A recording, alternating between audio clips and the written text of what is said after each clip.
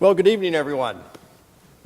You know, it was just a few weeks ago that millions of Americans were intensely engaged in the Senate confirmation hearings of Brett Kavanaugh. Did you believe Dr. Ford, or did you believe Judge Kavanaugh? And even if Judge Kavanaugh was innocent, did you think he should be appointed as a Supreme Court justice? Well, as we watched all the senators talk about this and discuss it and debate it and then finally vote on it, we noticed that their decisions, how they answered those questions, were almost 100% determined amongst party lines. And then, if Facebook and Twitter and the discussions that happen on the news networks it would seem that Americans were also split almost evenly on this. It seems like if you had leanings to the political left, you were against Kavanaugh being confirmed. If you had leanings to the political right, you were for him being confirmed. Now, how is it that thinking people can all look at the same data and arrive at radically different conclusions? Well, I'll give you the answer in one word: horizons. Now, horizons are how we interpret our world.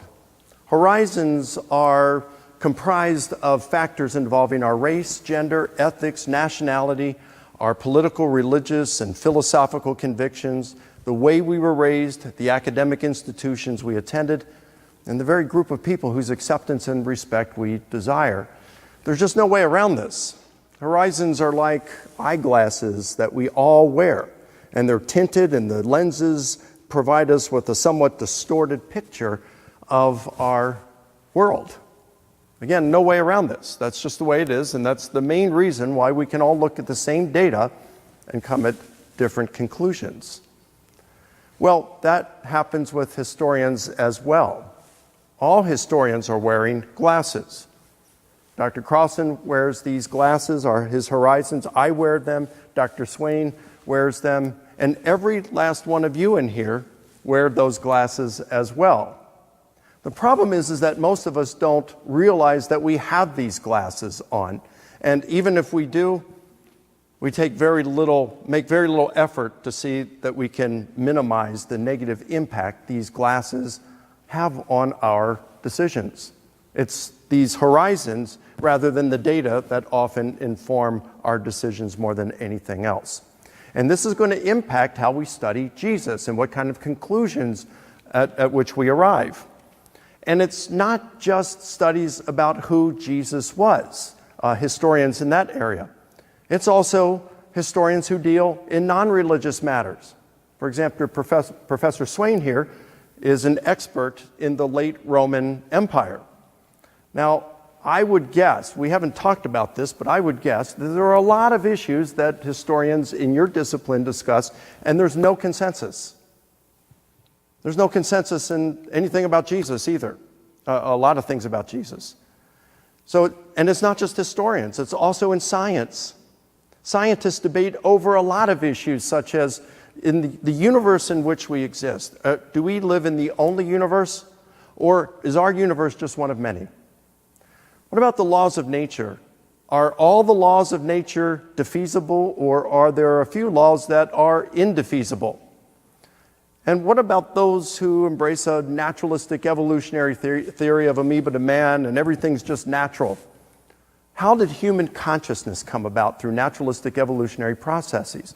Even those who would say we're all here by naturalistic evolutionary processes, the whole thing, they disagree on how human consciousness evolved. And some, like Colin McGinn, who's an atheist philosopher of the mind who's taught at Oxford, he has said that the problem is insoluble. There is no answer. We can't come to an answer. It's too difficult. So even scientists, despite the use of scientific method, there's many issues that they're not going to have a consensus on. So with this in mind, I want to make three important considerations to remember when we're discussing Jesus in history. The first one is just coming out from what we just discussed, and that is, because of the horizons of historians, there will never be a consensus on who Jesus is or who he was. Because of the horizons of historians, there will never be a consensus on who Jesus was. The second consideration for us to look at is there are three kinds of Jesuses. The first kind of Jesus we can call the historical Jesus. Now that's the kind of Jesus that historians can pretty much verify through using their tools and apart from faith. It's only what we can prove with Jesus with a pretty good amount of certainty. The second Jesus is the Christ of faith. The Christ of faith, we might say, is the Christ we find in our Bibles, in our New Testament. It's the Christ who existed in the form, the role of God, who is the creator and sustainer of the universe, says Paul. It's the Jesus who came down and was born of a virgin, says Matthew and Luke. It's the Jesus who, according to the Gospels, performed divine miracles and exorcisms, and then was resurrected, and right now is at God's right hand. And from there he will come to judge the world someday. That's the Christ of faith. Now, of course, there's a lot of things about the Christ of faith that the historian will never be able to verify. For example, a historian could verify that Jesus died for, take the statement, Jesus died for our sins. Historian could verify the historical element of that he died, but historians don't have the tools to say whether his death atones for sins. There's just no way a historian can do that. So things such as Jesus is deity, that can't be part of the historical Jesus. The historical Jesus might be able to be Jesus claimed to be divinity, but the historical Jesus could never be he is divinity. Now, that's the Christ of faith. And then the third Jesus is the real Jesus. This is the Jesus who lived in Judea and Galilee. This is the real person who walked and lived in that time and area. Now, the real Jesus and the Christ of faith could be the same person. It could be that Jesus looks at the Christ of faith, that they were to meet one another, and Jesus would say, yep, that sounds like looking in a mirror. But it may not be that way. It could be that Jesus looks at the Christ of faith and says, well, you got some things wrong there. No, I never said that. I never did that. Well, I did something like that. I really didn't feed 5,000. Where'd you get that from? I fed 50. And the only reason is because we prayed and a guy came along and he saw us and he donated some food. No, that story isn't. So it may or may not be the same as the Christ of faith. Now, what historians do, they take the historical Jesus and you see what you can verify the Christ of faith. Okay? But if you took the real Jesus and then the historical Jesus, again, the historical Jesus is not a real figure. It would look like you got a real Jesus, and then you have an emaciated stick figure who's missing some parts with the historical Jesus. All right, what historians are trying to do, where my interests lay, is when we look at the historical Jesus, how much of the Christ of faith can we verify? And is there anything about the Christ of faith that the real Jesus would look at and say, that's not true? So those are the three kinds of Jesuses. The third consideration for looking at history and Jesus, when we discuss this, is methods and results. Now, what historians do is they typically will survey the sources, whether we're talking, whatever the question is, we look at the sources to see what are the relevant sources and what they say about that. So we're going to look at the early literature. We're going to look at the New Testament literature. Most, if not all, was written in the first century. And then we're also going to look at the apostolic fathers who were, some of them were the successors of the apostles. And we're going to look at the Gnostic literature. We're going to look at some fragments that really may or may not fit into some of the other ancient literature. And we're going to see, well, how much of this is valuable and how valuable is it? How much of it may help us when it comes to the historical Jesus? We may look at some of it and say, okay, well, this may not tell us about the historical Jesus, but it will tell us what some Christians were thinking in this time. Even the skeptical New Testament scholar Bart Ehrman would say, if you want to know about the real Jesus, there's only one place to go, and that's the New Testament Gospels. He says this is not for theological reasons, it's for historical reasons, pure and simple. So we might look at what people believed. Maybe that's a person's interest in history, or how theology developed over time. My interest is, what can we prove about Jesus? The historical Jesus. What is that? All right, so we're looking at the sources. We're going to look at, we're going to bring in some criteria. How do we verify things about Jesus? We're going to bring in some criteria. These are called the criteria of authenticity. These are nothing magical. They are common sense principles. They're named different things by different scholars. Some of the criteria of authenticity are rejected by scholars, like one that was used years ago that hardly anyone uses today is called the criterion of double dissimilarity. No one uses that. But they will use a handful of criteria that have proved to be pretty common sense stuff and have yielded some good results. These are things like, well, if we're looking at some sources, we're going to value a source that was written by an eyewitness a little more. We're going to give it a little more weight than we would a source that's not written by an eyewitness. It's common sense, right? If we're looking at a source that's written close to the events it purports to describe, that's going to have a little more weight to it than one that was written 100, 200, 300 years later.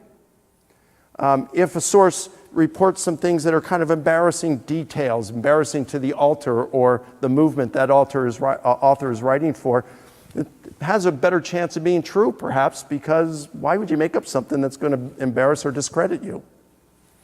Or if there are multiple independent sources that are reporting the same event, if they can be shown to be independent and they're reporting the same thing, it's more likely to be reporting a true event, especially if one of those sources are an unsympathetic source versus a sympathetic source, right? So these are just, again, common sense principles. There's nothing magic about them. By using those, historians are able to construct a historical Jesus. Now, some of the results of that would be Jesus was baptized by John the Baptist. Jesus came on the scene. He believed that he had a special relationship with God who had chosen him to usher in his kingdom, that he taught in parables, that he performed deeds that astonished crowds and that both he and his followers regarded as divine miracles and exorcisms, and that Pontius Pilate, the Roman governor, crucified him either in April of the year 30 or April of 33, and Jesus died as a result. Virtually 100% of historians of Jesus grant these as facts using these criteria. They say these things actually happened about Jesus, whether they're atheist, moderate, liberal, conservative Christians, Jewish scholars, they agree on these things. And then historians of Jesus will typically, there are other things that they claim are pretty certain about Jesus, but there may not be a universal consensus on those. Let me just say one thing. I'd be remiss if I didn't mention that there is a movement among some New Testament scholars to move away from the criteria of authenticity, saying they really don't have that much value. Some even suggesting that we jettison the criteria altogether. I think these scholars, though well-meaning, are seriously misguided. There are a number of reasons why they go with this, but one of the main reasons is that the criteria have not led to the desired consensus. But I think that such an expectation was flawed and misguided from its very beginning. Again, historians, there's never going to be a consensus on Jesus because of the disparity of horizons. You don't have a consensus among historians, even amongst a lot of non-religious things like ancient, late Roman Empire. You don't have a lot of consensus on many things within science. So we shouldn't expect a consensus when it comes to Jesus. Other reasons as well, but I don't have a lot of time to discuss them. What I would say is to those who say we should abandon the criteria, that if we do that, do you believe that Jesus died by crucifixion? And if so, how do you get there without the criteria? So, in wrapping this up, I would say that we have to remember there's never going to be a consensus on Jesus. Remember that those are those three types of Jesus: the historical Jesus, the Christ of faith, and the real Jesus. And the third, we look at the methods and results. There are certain things that can be known about Jesus apart from faith and just using the tools of historians. Dr. Crossan and I, we've done historical work. I've done a lot of work, especially on the resurrection. He's done a lot of work. He's written a thick book called The Historical Jesus, other books on this. So we are interested in historical matters. We have radically different pictures of who Jesus really was. And so I'm looking forward to this evening's dialogue as we go through these, and you'll see the differences that we have and our different approaches to those, and where the differences come in, why those differences may exist. Thanks.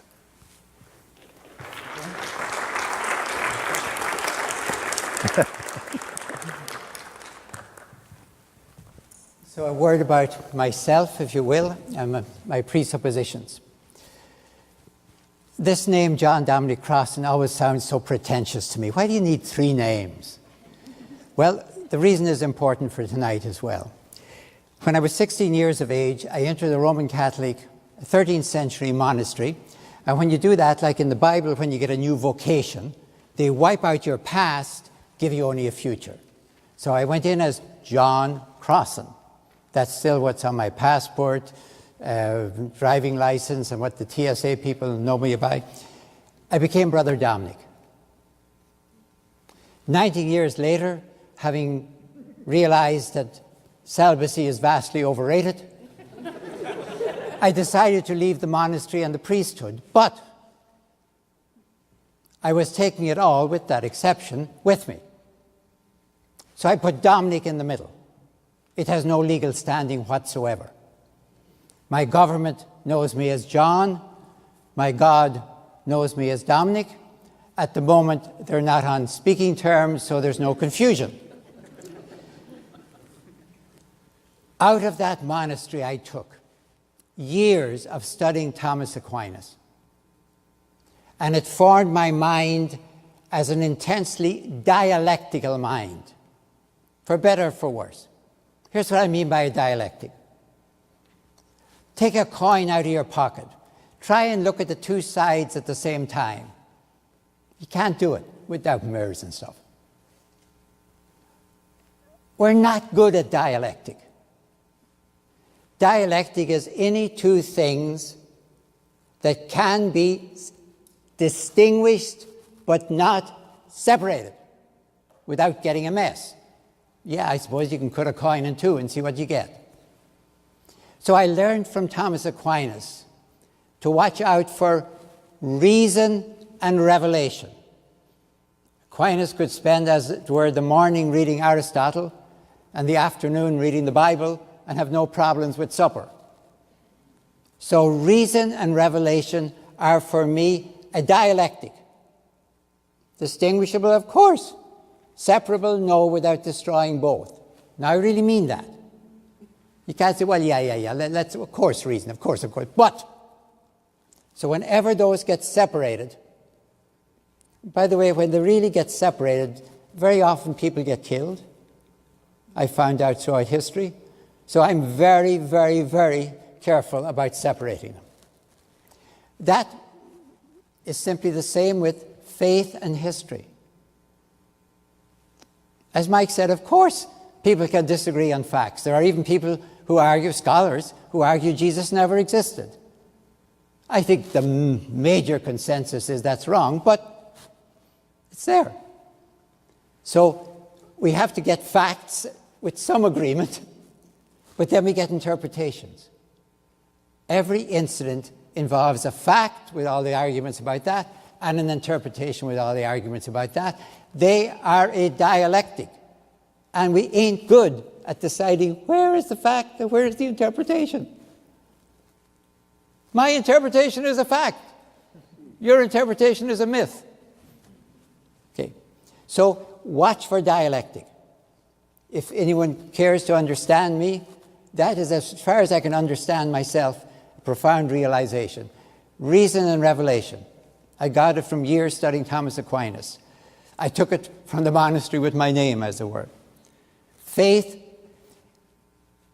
they will not disagree, faith and history, unless we get either or both of them wrong because they both come from God. Thomas was absolutely certain of that. He was never scared with arguments from reason. Let me look at another distinction. The distinction between the metaphorical and the literal. Don't confuse them between the metaphorical and the real. That's a fatal mistake made after it's the dark side of the Enlightenment. It's the endarkenment that is the other side of the Enlightenment, the loss of metaphor. Metaphor creates reality if you start living by it. Bad metaphor, bad result.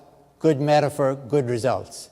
Now, for example, before Jesus ever existed, and had he never existed, there was a human being in the Mediterranean world of the first century and the preceding one, whose titles were Lord, Son of God, God incarnate, Savior of the world, even Redeemer from sin, and of course I'm talking about Caesar the Augustus. And when you hear Caesar the Augustus, think of Jesus the Christ. Augustus is not his family name. It's his title, the one to be worshipped, from Sebomai. Now, is that metaphorical or literal?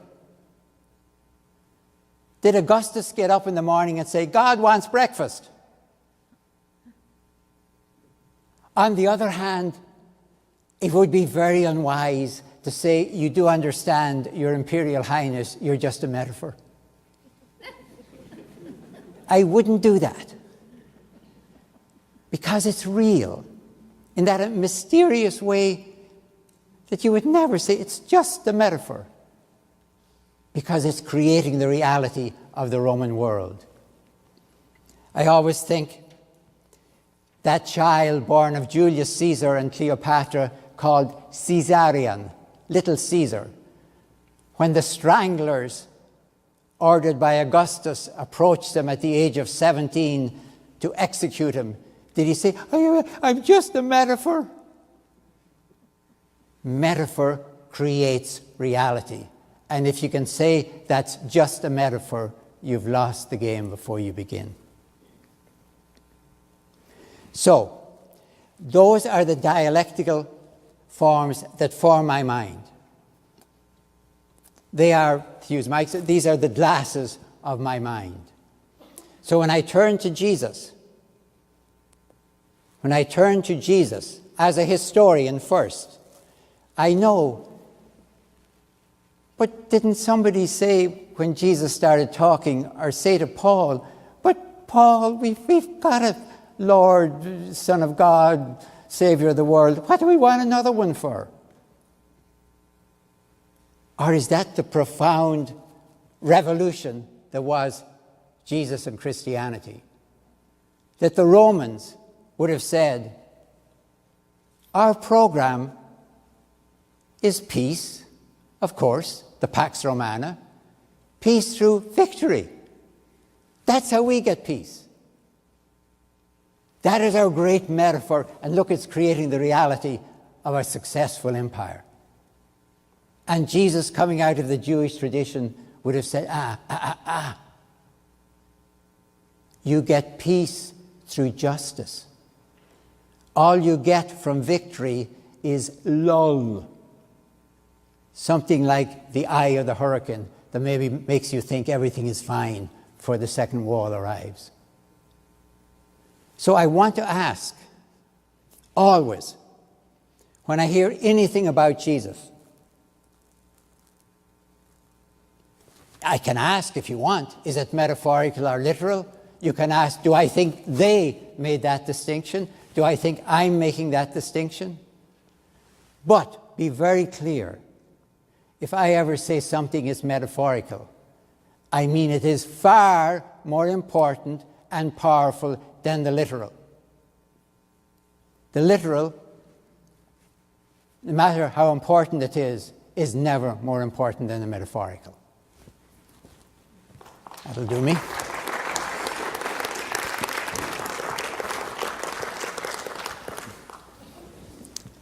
So we've all agreed that the next 40 to 50 minutes or so are going to cover about 4 questions.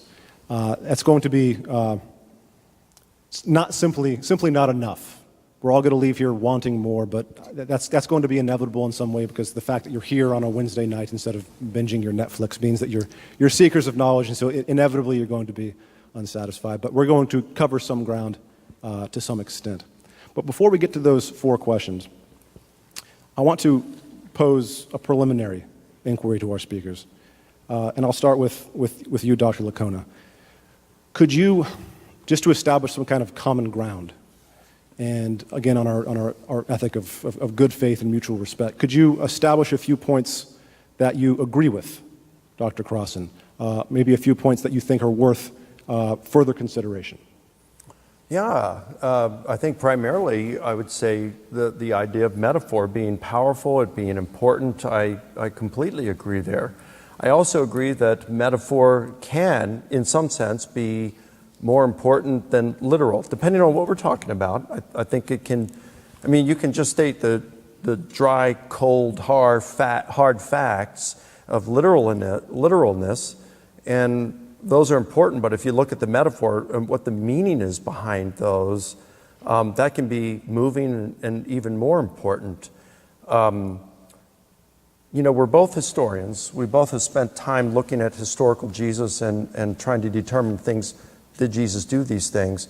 You've gone further than that, and I applaud that. You get into, well, what does this mean? How do we apply this in our lives? And I see that first you have the question that the historian asks, did it occur? And then you go further than that and you say, okay, but what does this mean? That's theology. And then, almost like the pastoral, how does this apply in my life? What are the practical implications for that? So it's kind of like you're wearing three hats, historian, theologian, and pastor in this. So, you know, I can appreciate that. And I love the spirit in which you give things to. Let me just follow on that. But for me, even as a historian, if all you've got to say is, here's what Jesus said, I think it's bad history, because you have to at least say, and he's making a claim on the human race. And I think it's absurd, you know. But if somebody makes a claim, like Jesus definitely is making a claim. He's not just a nice guy, pats little babies, tells little stories.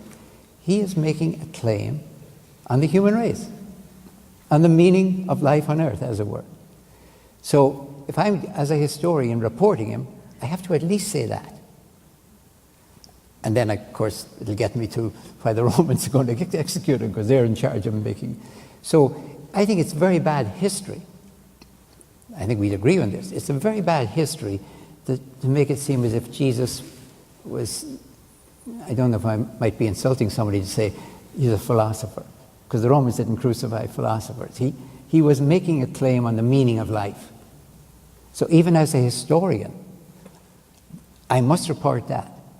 Then, as a Christian, I say, and I think he got it right. That's me as a Christian. But, you know, if I was dealing with a historian who was, say, a committed atheist or something, we should be able to agree, yeah, no, Jesus didn't just say, be nice to one another. He didn't even just say, love one another. He said, love one another and don't be like the Romans. So, I mean, I think that's a powerful basis that mustn't be lost in any debates between us. How about some points in Dr. Licona's opening statements that you can stand on? I would agree profoundly with there have to be criteria. I don't know. I don't understand it if somebody says, well, it becomes like a Rorschach. It's just, what do you feel about it? There have to be criteria. And I think we would be using exactly the same criteria ourselves and in using it. So there are criteria. The distinction between Jesus, you could say Jesus and the Christ, in the same way that you could say Augustus is his, Caesar is his name. Augustus is his more than title. So I want to be careful, though. I don't want Jesus to go off one way and Christ go off the other way. I want one person in there. But I would almost say crudely, Jesus is a fact, Christ is an interpretation. Or Jesus is history, Christ is theology. But Jesus himself is talking theology. So I don't know how to do history with Jesus and avoid theology. I do know how I could deny his theology, or affirm his theology, or live it. But I wouldn't know how to do a good historical explanation of Jesus if I let him drift totally away from it. Good. Thank you both. Question 1. Dr. Licona, we'll start with you. Do the Gospels contain eyewitness testimony? Oh, I would say yes. And I'd say yes, definitely. I would especially say that would be the case with Mark and John. Mark, you've got, let's go with Mark here because almost everyone agrees that's the first gospel to have been written. So we've got Papias, a guy named Papias, and both Irenaeus and Eusebius say that Papias was affiliated with one of the apostles, whether it was John, the son of Zebedee, or a minor disciple named John the Elder, of course, is disputed.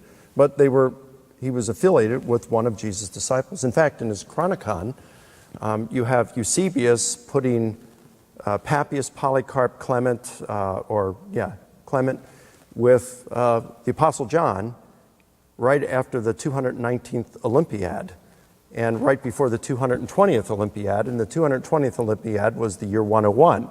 So he says Nerva he served for a year and a few months, and then he died.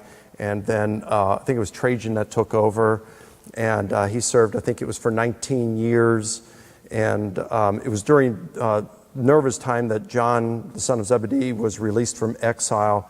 And then he says that his successors, the apostolic successors or John's disciples would have been like Papias and Polycarp, and you name some of these folks. So Eusebius seems to be putting Papias before the year 101. Now, whether Papias wrote his interpretations of his 5 volumes of the interpretations of Jesus' discourses, we don't know. It could have been a couple decades later. But he would have gotten his information from this disciple of Jesus during the first century. And Papias says that Papias said that this disciple of Jesus told him that Mark got his information from Peter. And he wrote down what he remembered Peter saying. So here we've got this guy, Papias, who heard directly from one of Jesus' disciples that Mark was writing down what he heard directly from Peter. That's pretty remarkable.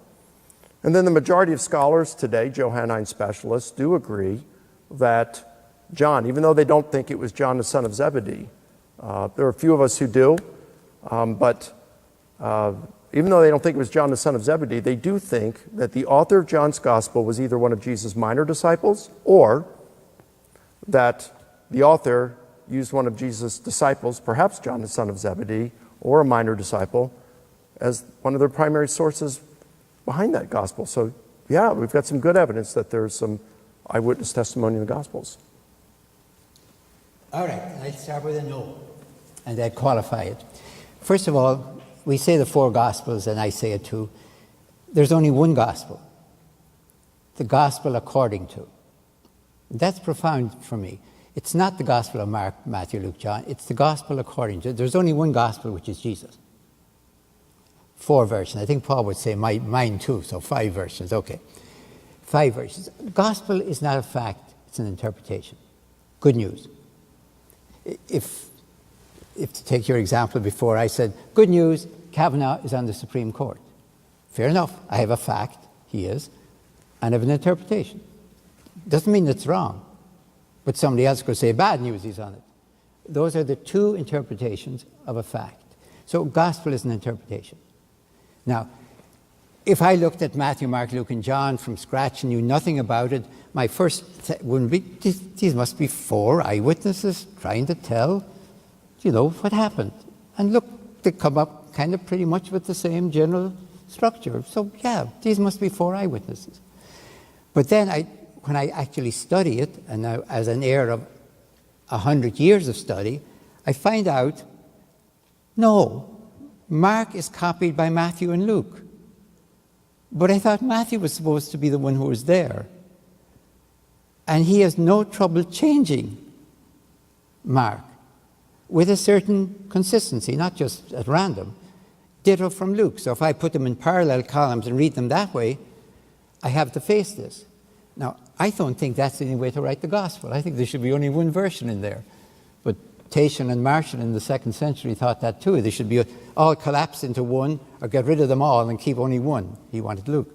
So it is a weird thing that we only have one Jesus, but have 4 interpretations of Jesus, all of which are good news.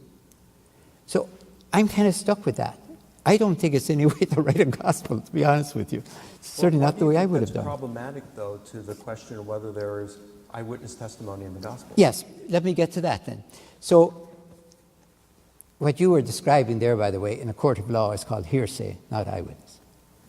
But my problem is, I'm sure there's eyewitness. Of course, that could be said about any author. That could be said about Plutarch. It could be said about Suetonius. Well, if they're claiming, like, for example, Jesus said Yeah. in Mark, okay, Mark is the first one. So let's say he's got it right. Let's say he was an eyewitness. How dare Matthew and Luke change it? Well, why? When we look Because at they the don't think it's eyewitness, they think it's gospel. And No, Matthew's willing to say, who are you, Mark?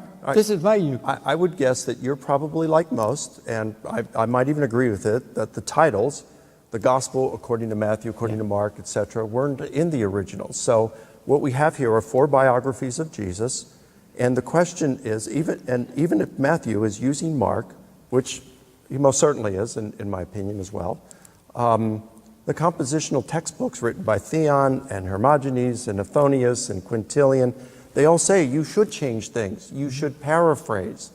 And we see this is exactly what the gospel authors are unfortunately, doing. in this case, the compilers of the New Testament had the bad taste to keep Mark in there so we can see them at work.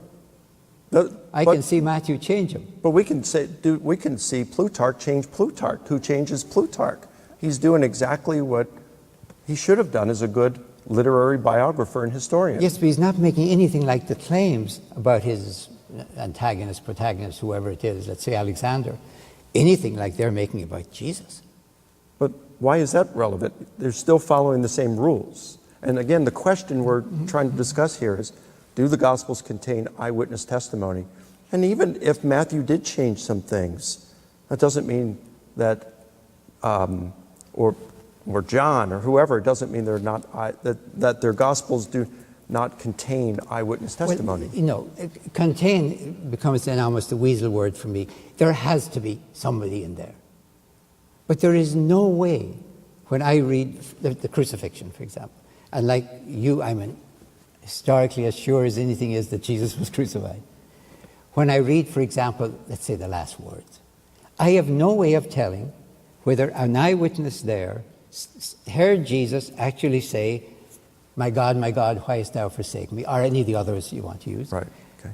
And everything, when I read them, tells me it looks like the authors of the gospel made up these as the appropriate last word from their Jesus in their gospel.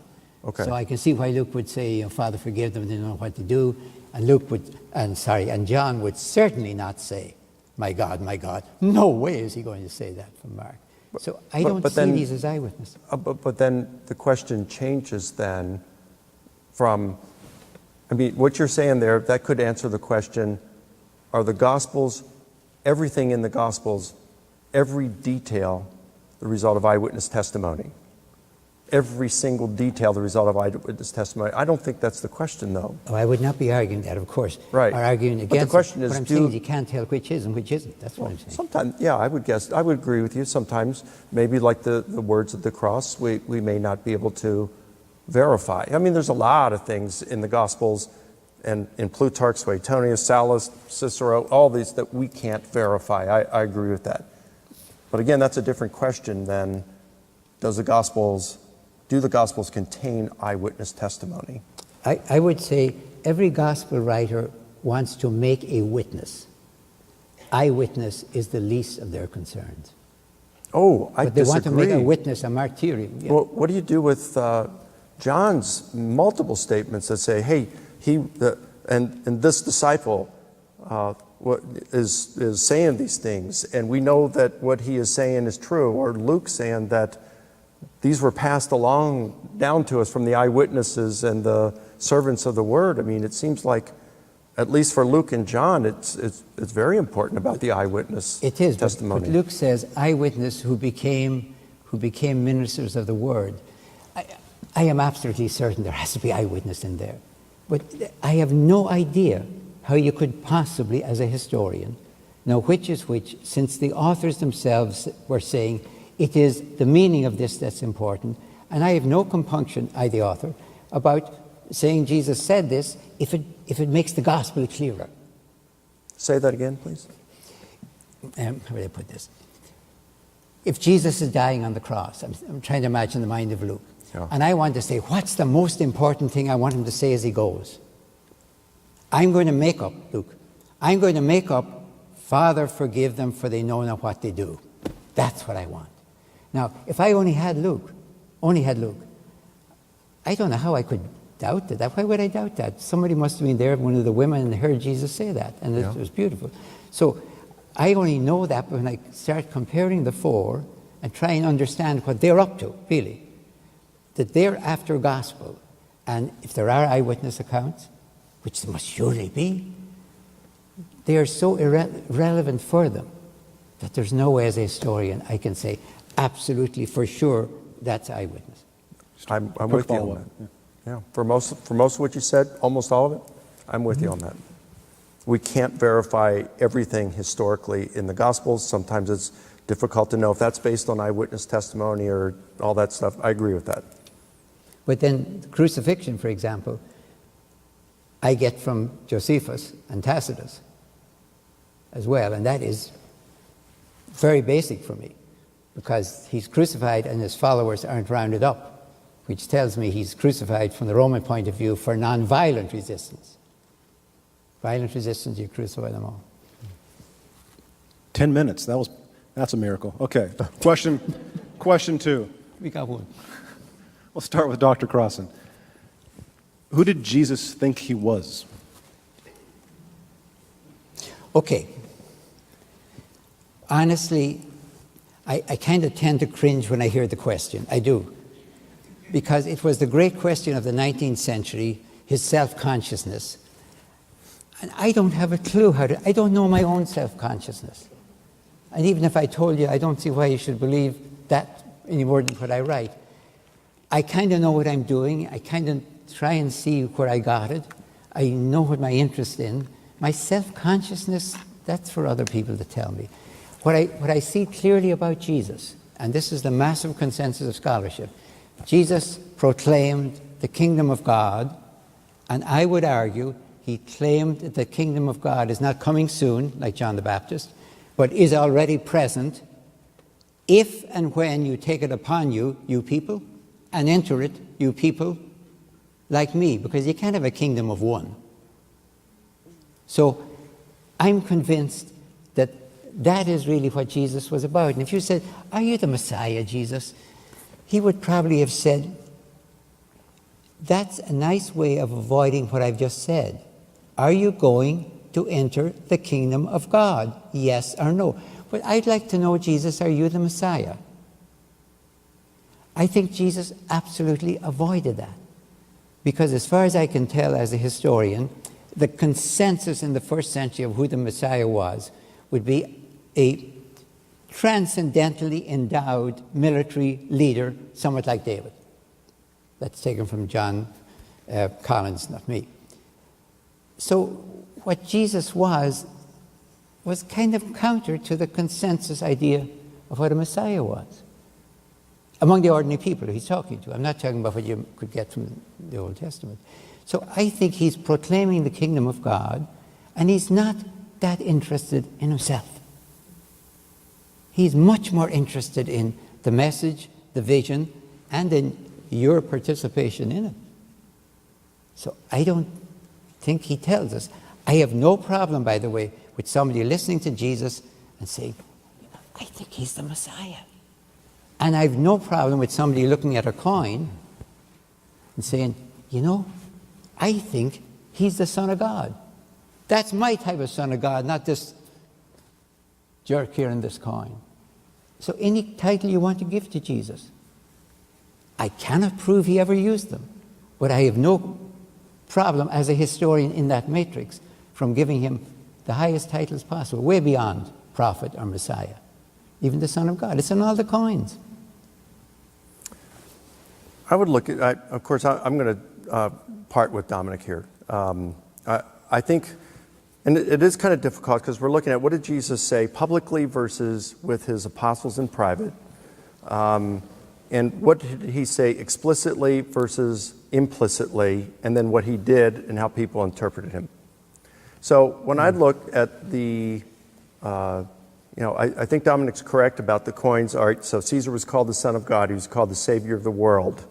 In fact, there were kings back then. They were called King of Kings and Lord of Lords before Jesus. So these aren't titles that were just unique to Jesus. Okay. However, did they really think that they were gods? Well, I think we got some evidence that Gaius Caligula and Nero did.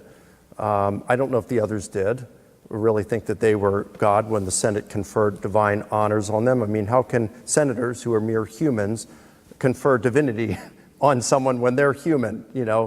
Humans can't confer divinity. So how much they really believed that they were divine is one thing.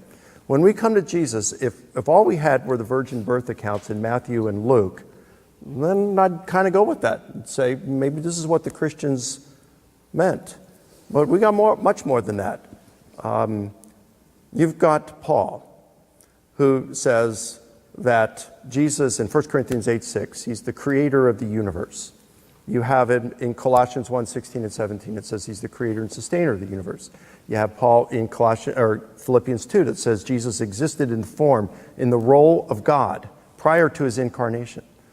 And then he comes down, okay, and then Jesus he's known as a powerful miracle worker. Whether you want to attribute those miracles to psychosomatic things, he was still, virtually every scholar who studies this stuff acknowledges that Jesus performed deeds that astonished crowds, and that both he and his followers regarded as divine miracles and exorcisms.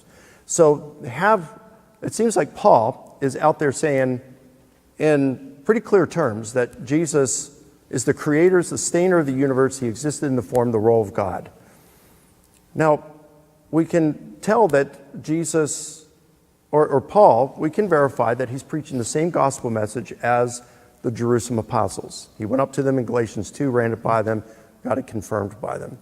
So if Paul's preaching these things, his basic gospel message, certainly that would have had to include something as basic as who Jesus was, his identity. And it seems like this is what the Jerusalem apostles were preaching. So we got to ask him, where do these pious monotheistic Jews get the idea that Jesus is God? And I can't think of any other plausible reason than that Jesus himself made claims to this effect. And so then when we come to the Gospels, we say, do they give us any signs of this? And you come to Mark, the first Gospel. It's biography. It's there to illustrate, illuminate who Jesus is through his deeds. What are his deeds? Well, it opens up, as Isaiah the prophet said, the voice of one crying in the wilderness, prepare the way of the Lord, make straight his paths. It's not Jesus preparing the way of God, it's John the Baptist preparing the way for Jesus. Mark chapter 2, he heals a paralytic and forgives him his sins. The Jewish leaders say it's blasphemy. Only God can forgive sins. Chapter 3, they say it's his exorcisms is Satan casting out Satan. And Jesus says, no, it's me binding the strong man Satan and plundering his kingdom from souls. Chapter 4, he calms the wind.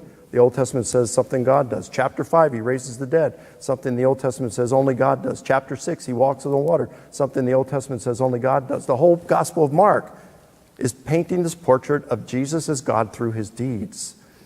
So this is what the earliest Christians are saying. This is based on the eyewitness testimony of what Mark gets from Peter of what happened. So yeah, I think whether he said things implicitly or explicitly or through his words or his deeds or both, I think he claimed to be more than Messiah. He claimed to be God.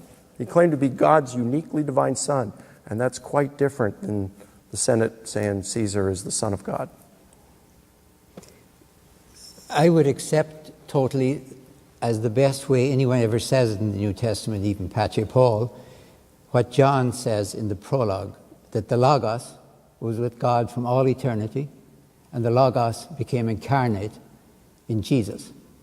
I think it might cause confusion to say Jesus was there from all eternity as if he was poised in heaven waiting for 4 BCE.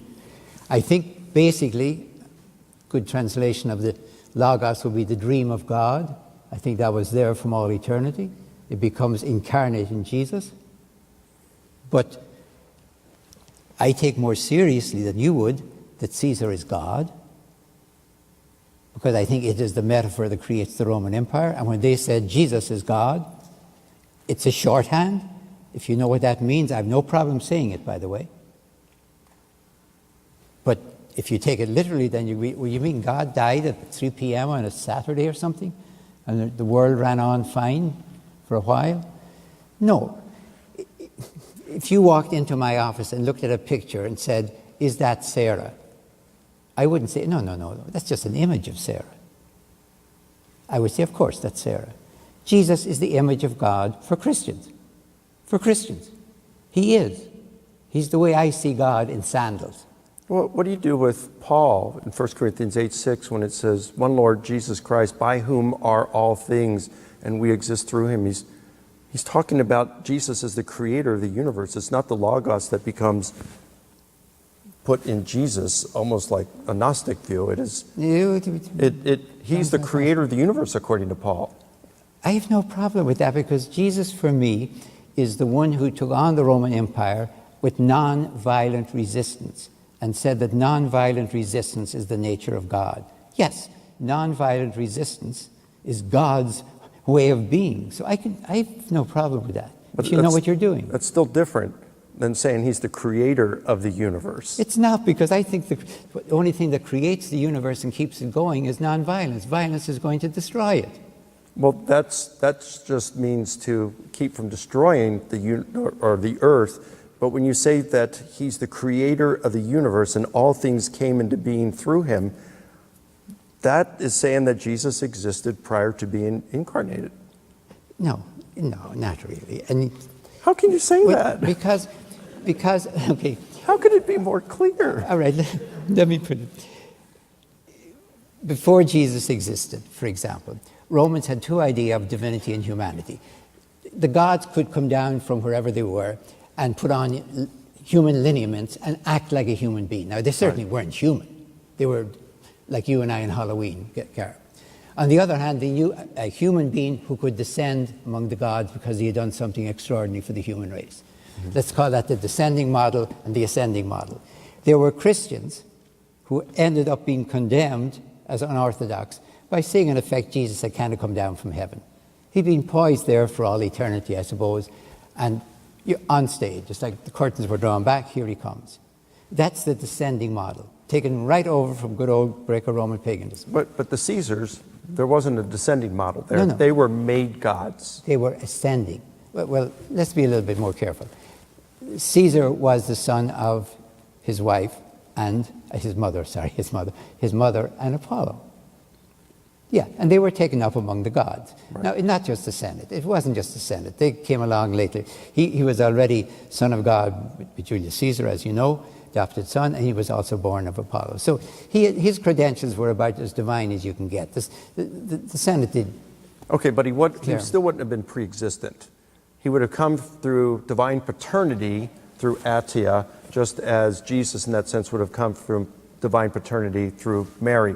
But it goes beyond the virgin birth with Jesus because he's actually the creator of the universe. And that is radically different than Caesar. Of course it is. That's why I'm a Christian, not a Roman. Honestly, I mean, seriously. I mean, you look at the same statements, and when Son of God is said of Caesar and Son of God is said of, no, they're not saying the same thing. But if you go back into the first century and say, okay, now, I'm a good, open-minded Roman, Paul, and you say Jesus is the Son of God, okay, I have nothing against that. Human beings can become sons of God. I know that. Tell me what your God, your Son of God, or your Lord, or anything, has ever done anything for me. I see what Caesar has done because he's making the Roman Empire looking pretty good, you know. He's up there in heaven among the gods, taking care of all family business. Now tell me what your God. I have no problem with humans becoming incarnate. He's up in heaven, fair enough. I haven't had an enlightenment, so I'm all for that. Tell me what your God is doing for me. That's a first century, a second century question, and Paul would have loved to have an open-minded Roman ask that question, because he knows exactly how to answer it. He would ask him, is Caesar really helping you? Every time you look over the Palatine Hill, what does it do for you? And he would argue what And he'd use all of that language. And yes, you're quite right. He would say the Jesus vision, as it were, the meaning of Jesus is there from all eternity. So would I. Well, I would, but I noticed we've run out of time, so I want to respect that. Sorry, but I go over, I'm sorry. Good. So, question 3. Dr. Licona, can historians investigate miracles? Absolutely. That doesn't mean they can confirm them. I think they can confirm the event, they just can't confirm the cause of the event. So let's just say that astronomers have been looking at a comet and tracking it for 10 years, and they've determined that it's on a direct collision course with our moon, and they say it's going to happen on a certain day at a certain time. And at that day, the Hubble Space Telescope is positioned in order to see what's going on. It zeroes in on the lunar surface, and we're all watching on our televisions, and at the right moment, bam, it slams into the moon's surface, and all this dust comes up, and as the lunar dust settles, there's a message written on the moon's surface, and it's in Greek and in Hebrew, and it says, Jesus is Lord. Now, a scientist can look at that and say, yep, the event happened. Yep. As far as we know, there is no natural cause for this. We have no idea how this message got written on the lunar surface. Does it have theistic implications? Absolutely. Could a scientist confirm that God made that happen? No. But a scientist could confirm that the event happened. Mm-hmm. In the same way, a historian could look at the evidence and say, come to the conclusion and say, yep, Jesus rose bodily, physically from the dead. But that would take a miracle. That would take probably God to do that, or a supernatural cause of some sort. As a historian, I can't verify that God did it or a supernatural cause did it, but I could verify the event and leave the cause undetermined. Yeah, I agree. Let me push it a little bit. Everything so far, I agree with you. Let me talk about healings for a moment. My experience with healings is that I've been a chaplain with pilgrimages going to Fatima and Lourdes. I only did it once, and it was in 1960, so I was very young at the time, but I was a priest, I was a chaplain. I watched the healings attributed to a Roman Catholic Marian healing shrine. All right? I saw it. Now, I didn't see anyone on the pilgrimage get out of up from their stretcher. And what horrified me, they've been told in bad theology, if you go to Lourdes and you really believe you will be cured, was the word, you will be. So I was waiting for, these people are going to be so desolate. They've not only been told that they're sick and they're staying sick, but your faith isn't, it's your fault. Mm. So I watched, why aren't these people absolutely crushed? They weren't. I would have to say they were healed, therapy. Something happened. You can explain it by the community of the sick, the processions, the whole world of the sick, a world for them. But they went back, I'm going to say healed. I never saw anyone cured. Now, maybe if I wasn't there, some other time it happened. So I'm holding on to that. I'm also holding on to being to Esculapius shrines at, Kos, Pergamon, Epidaurus. And what I find is the same type of things attributed there, in testimonials I'm talking about. And that cost, so people, some must have happened because people wrote them down. They're not just propaganda. The same things though, blind, deaf, mute, troubles with pregnancy, lame, the same things that are characteristic of Lourdes, same thing characteristic of Esculapius, same things characteristic of Jesus. So as a historian, I am absolutely convinced that Jesus was a major healer. Now, any given case there, you could say it's a typical case rather than an individual, fine. But he was a major healer. So as a historian then, I have to ask myself, why do I think was he conning everyone? What was happening? I think that's an historical question. What is happening? If they want to call it miracle, that's a separate issue. But I still want to know the phenomenon itself. Now, at Esculapius, I find that the testimonials are all talking about deaf, mute. But then the stories say he raised the dead. So the stories of the healings come from his department of medical records, and the raising of the dead comes from his Department of Public Relations. I don't, but Zeus in the story had to kill him because he was messing up the proportions of the universe. I don't believe for a second he raised the dead. But raising the dead tells me big-time healer. So I get to Jesus. If he doesn't raise the dead, he's not a big-time healer, even though they're very careful about it. So Jesus is a major healer. Now, how do I think he did it? I'm going to tell you how I think he did it. These are glasses. I've had to wear them all my life. Without them, I'm a scholar all my life.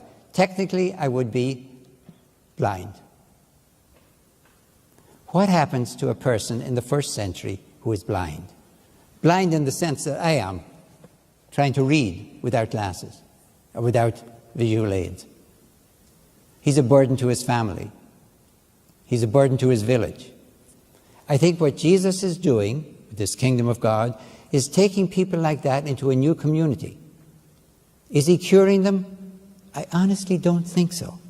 I think if somebody came up to Jesus who'd had his eyes gouged out in a battle or something and was still alive and was blind, do I think Jesus could touch him and make him see? No, I don't. I don't. See, I think this is where horizons come in. It's probably where horizons come in. It's probably where horizons come in. And the question is, can historians investigate miracle claims? And I think so. I think where you're answering here is, did Jesus perform miracles? No, I really am, honestly. No, I honestly haven't yet. I'm trying to understand what they're telling me happened. Yeah. If when they said Jesus put his hands on them and he saw, if I could be there at that moment, was I seeing, as it were, the person with the eyes gouged out, which I would agree with you would be beyond any medical explanation. Let's just say the person was born blind and then all of a sudden they can see. I mean, that would be a miracle, right? No, I don't think so. Really? If they're I don't blind know. and then they can see. I don't know. Why wouldn't that be a miracle? It may be quite within our possibilities. But you are ruling on all right. So you do think, all right, the answer for you is historians can investigate miracle claims, but when it comes to things like miracles like raising the dead, you're adjudicating on that and you're saying that did not happen. So you're acting as a historian there. What I want to know is why you don't think Jesus could raise the dead. Okay, I'm looking at the stories we have. We have the three. Jairus' daughter, they're very careful. Maybe she's in a Jairus' coma. daughter, widow's son, okay. And Lazarus. Yeah, okay. Lazarus. It's almost like he's working at it. Jairus' daughter, coma, sleep, or dead, we don't know. Okay, on the way to the tomb, that sounds more like it. But Lazarus, the one that should be the best, Lazarus is an almost brutal parody on the idea of raising the dead, coming up with the final statement that no, I am the resurrection and the life, and if you believe in me, you'll never die. And at that point, whether we like it or not, he ain't using death the way he's been using it all the way through that story. I think John is parodying the idea of literally kind of raising the dead, kind of coming out of the tomb, that idea. Because I am the resurrection and life, believe in me, you will not die. Yeah, but then he says to Mary, he says, you believe this? Do you believe this? Or is it Martha? He says to one of them, do you believe this? And she says, yes, I know that we will see, we will be raised in the general resurrection. And then it's as though because he is the resurrection, he has that power. And it is in John, right? Yeah. And he talks about how he has that power in him. I think it's John chapter 5 or 9 or 13, one of those, where he says he can raise the dead. He has that power to do so. So if he is the resurrection in that sense, I think you could take him as saying he has the power to raise the dead, and that's what he does in John. But even if whatever would happen in John there, it still wouldn't account for Luke, the widow's son, and it wouldn't account for Matthew and Mark talking about Jairus, raising of Jairus' daughter. So would you really believe, let me go literal for a moment, that Jesus could raise the dead, and this is it? What do you mean, this is it? One maybe, one possibly, One, maybe she's sleeping. Well, why do you say possibly? Because they came out and said, your daughter is dead. Yeah, I know, but why can't they come right out and say it if that's what they want to say? They did. Remember, in Mark or Luke's version, you have Jairus come up and says, my daughter's about to die. And the people... And then on the way, the servants come out and say, yeah. don't trouble him anymore. Your daughter is now dead. Yeah. So, I mean, she's dead. Yeah. The widow's son is dead. Lazarus is dead. And Jesus raises them. So I'm not saying we got enough evidence to prove it, okay? But that's another issue. Yeah. But I mean, the question they're asking is, can historians investigate miracle claims and adjudicate on them? And I think I've said yes, and I think from your answer, you'd say yes. We just arrive at different conclusions on some things. I don't want to give... I mean, I agree with that. Okay. I really did. The most you could say... When they say in Lourdes, there is no medical evidence to explain this, I want to laugh. I don't give medicine or doctors, to be honest with you, that sort of power that they can tell me what's going on half the time. Yeah. I'm 84 years of age, and they don't know what's going on half the time. Believe me, I'm very happy for them to be around. But that's why we get second and third opinions. What right? What I really don't want to do is give up immediately. Somebody said, well, I don't believe in miracles, so I'll skip this. I want to say, tell me what you think is happening, even as a historian. Then. Or another way of saying it, don't tell me you don't believe in the devil. I want to know why there's so many epileptics, if you want to say that, at the time of Jesus. How come all of a sudden we have demoniacs all over the place in the first century? Where were they in the Old Testament? Who's creating demoniacs? The Romans, I think. No, I'm ready to go on. Sorry, I know we're ignoring you, aren't we? Is there a timekeeper? Dr. Crossan, did Jesus rise from the dead? Absolutely. But I consider it metaphorical and not literal. And if you act accordingly, by taking it metaphorically, it becomes reality. Now, let me unpack that just a little bit. I will be careful on time. Every major incident in the life of Jesus, let's put it this way, is recorded in the New Testament. I mean, you know, if you were painting the New Testament, you'd know what the flight into Egypt was like. You know, the Transfiguration is described, the Ascension is described twice. You know, the only one that is never described is the resurrection itself, the most important of them all. There are lots of stories about women and men at the tomb. Women and men. There's lots of stories of women and men having visions afterwards. Almost too many of them. Why don't they describe the actual resurrection? They show you the effects, they show you the consequences, they show you the results. They never describe the most important moment himself. If somebody said to Paul, okay, Paul, we got it. We know what a crucifixion looks like. You don't have to describe that. Tell us what the resurrection was like. If we were there, what would we have seen?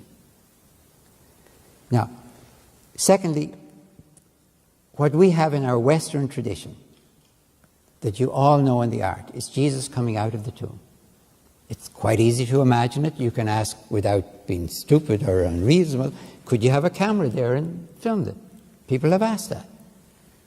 The whole Eastern tradition, which is closer to the New Testament tradition, has Jesus taking Adam and Eve, that is the human race, out with him. So now you're asking me, do I take literally that Jesus came out of the tomb as in the Western tradition? I at least can imagine that. I really could imagine that, take that literally. I don't.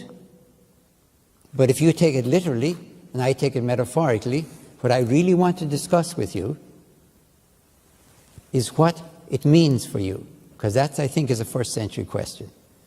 I don't think if Paul takes it as literally as he wants and describes it to his Corinthians, whatever, here's what actually happened. And they say, if we had a camera there, an iPhone, could we have taken a picture? And he says, yes, you could. Then you would still have to say, well, sure, we've heard that story about Romulus. And the Romans are even telling it about more or less Julius Caesar. Yeah, he doesn't come out of the tomb, but the spirit goes up to God. So what are you telling us that's particularly new? Why should we care about it? On the other hand, in the Eastern tradition, the resurrection is about the whole human race. Now, there is no way I can take that literally. Jesus taking the hand, the limp wrist actually, of Adam and Eve and taking them out of the sepulchre as the beginning of the general resurrection? How do I take that literally? I can take the Western one literally. I don't, but I could at least. I can't take the Eastern one. So yeah, I think what we have to decide is, what is the resurrection? How is it distinct from an ascension? Why did, in Jewish matrix, they come up with resurrection rather than ascension? It would be very simple to have found an empty tomb, have had visions and say Jesus has ascended up to God, like Enoch, or like Elijah, like possibly Moses even. He is with God. Why did they say resurrection? That's the question as a historian I have to face. And what does it mean then, I can ask. And then as a Christian, do I believe in it and live accordingly? Yes. And I think if I was discussing this with Paul and I wanted to debate with him literal, metaphorical, he would say, get over it, Dominic. Are you living a resurrected life? Well, I'm trying, but I'm not doing too good, Paul. That's all he would care about. Because he's telling you the general resurrection has begun. If you're a Christian, you're not waiting for the resurrection. Maybe there is some come, but you're living it. And he would want to know, are you living it? And he would say to me, get over your little debates, because they're all excuses for getting on with it. I think Paul would go far beyond that. And I think he makes that clear. In 1 Corinthians 15, he's answering, the Corinthians are saying to him, they ask him two questions. How are the dead raised, and with what body do they come? And he says, okay, let me answer this. And he gives a bunch of things, but he says, all right. Verse 20, he says, Christ is the first fruits of those who sleep. In other words, he's the first to be raised from the dead with a resurrection body. And then 3 verses later, he says, each in his own order, Christ the first fruits. After that, those who belong to Christ at his coming. So in other words, Jesus was raised, according to Paul, in the first century, year 30 or 33. And we're going to be raised, Christians raised, when Jesus returns. Now, how does that look like? What kind of body does that look like? He gives the analogy of a seed. It's planted one way, it's raised another way, okay? There's continuity and there's discontinuity there. But then he goes on and in contrast, he says, you know, it's sown as a corruptible body, it's raised incorruptible. It's sown in dishonor, it's raised in glory. It's sown in weakness, it's raised in power. It's sown as a natural body, it's raised as a spiritual body. And then he talks about how later on in the chapter, we who are alive, you know, at the time, we're going to be changed. Our bodies are going to be changed. In 2 Corinthians 5:8, he says, to be absent from the body is to be present with the Lord. So this view that Paul has is when we die, our bodies are buried, our spirit leaves our body and goes to be with Christ in heaven. Whereas a disembodied spirit. And then when Christ returns, he brings our spirits back with him, puts it back in our corpses, resurrects our corpses, and transforms them into an immortal, glorious, powerful body that's animated by the Holy Spirit. And this is precisely the image that we find in 1 Thessalonians 4, when Paul is encouraging the Christians about those who have already died as believers. And he says, hey, we don't want you to grieve as those who don't have this hope. But when Christ returns, he's going to bring those dead in Christ with him. And then the trumpet will sound, and the dead in Christ will be raised first. Well, wait a minute. If he's bringing them back with him, how are they going to be raised? Simple. He's bringing back the spirits of believers with him. And then they're going to be put back in the bodies, and those bodies are going to be raised and transformed. It is a bodily, physical resurrection. We're going to be raised just as Christ was raised. And Paul says elsewhere that if you confess with your mouth Jesus is Lord and believe your heart that God raised him from the dead, you will be saved. Resurrection's part of that. And So this is really important for Paul. Resurrection is important. It is a physical, bodily resurrection. Yes, he wants it to transform our lives. Paul uses resurrection as metaphor elsewhere, but he uses it here in a real physical, bodily sense. It matters to him. That's how we know Christianity is true, that Jesus is who he claimed to be. It's like when people questioned him, he said, you know, in John, kill me, and in 3 days I'll rise from the dead. Or the sign of Jonah. Just as Jonah was 3 days and 3 nights in the great fish, so will the Son of Man be in the heart of the earth, and then he will raise. So he predicts his death. He predicts his resurrection. And this is consistent with what we find in all 4 Gospels. Christianity is true because Jesus rose from the dead. That's the test by which we can know. It's not just a metaphor, a nice thought by which we can use to live our lives. The earliest Christians are looking at it as an event that occurred in history. And when we look at how the skeptics responded to it, they said the disciples stole the body. The gardener reburied the body. Jesus faked his death. And the Christians, so they understood the Christians to be claiming it as a literal event. And notice how the Christians did not respond. They didn't say, get over it. It's just a metaphor. It doesn't matter. Are you living the Christian life? No, they defended the bodily resurrection of Jesus. So I think we have every reason to believe that the resurrection was meant to be understood as a real event, and no really good reasons to think that it wasn't. And in terms of the Eastern tradition, I've read Dominic's stuff. He appeals to the Odes of Solomon, which is a hymnal in the early 2nd century. I mean, I don't appeal to hymns like, in the garden, he walks with me and talks with me and tells me I am his own. I mean, that's poetry. It's not meant to be interpreted. There's flexibilities in it. He goes with 2 frescoes in churches in Egypt, built in the 4th and 5th century. Art. He goes with the Gospel of Peter, which by his own admission is middle of the 2nd century. He says it's even dependent on all 4 Gospels. It's preserved in a single fragment dated 550 plus years after Jesus. And based on that, hypothesizes a cross gospel for which there isn't a scrap of evidence and for which he hasn't been able to convince a single other scholar in the universe. So Eastern tradition might be that. I want to know what the apostles taught. And they seem to have meant that it was a literal, physical event. Mm-hmm. Just please be careful. You slipped in the word real instead of literal. You said... I said literal. You did say real. You said... Okay. But just real. Because it's important for me. If you ask me, must a Christian believe in the resurrection? Yes. If I have no vested interest or professional job. I would be quite ready to say it's rubbish if I thought it was rubbish. I really would. And Paul's rubbish for thinking it, if I thought that was right. I think it is a metaphor.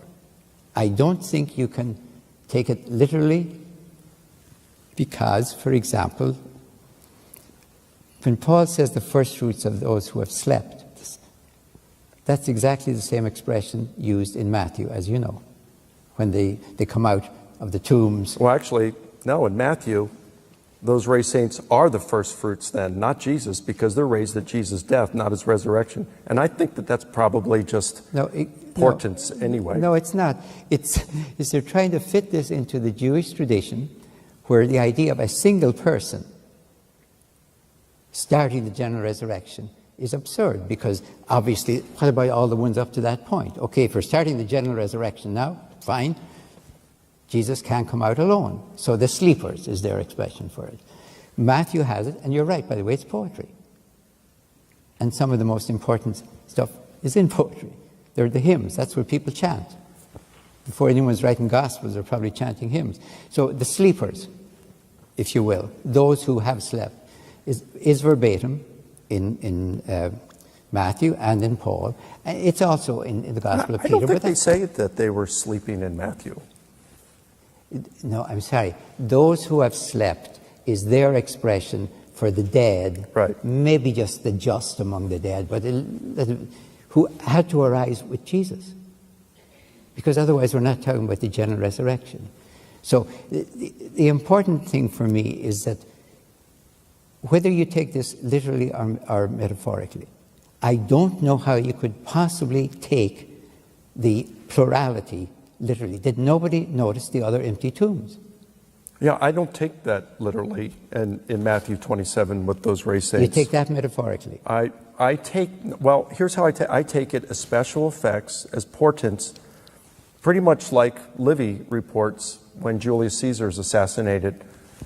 Pale ghosts are seen at sunset, that black intestines are seen outside of cattle. There's a darkness, there's a comet, that, things like that. That's how I understand that. I don't really see that as the heroine of hell. That's fair enough, that parallel with the darkening of the sun and the moon and all the rest of it. That's exactly the same thing, the portents at the death of Jesus. But Matthew has a problem. They come out of the death of Jesus.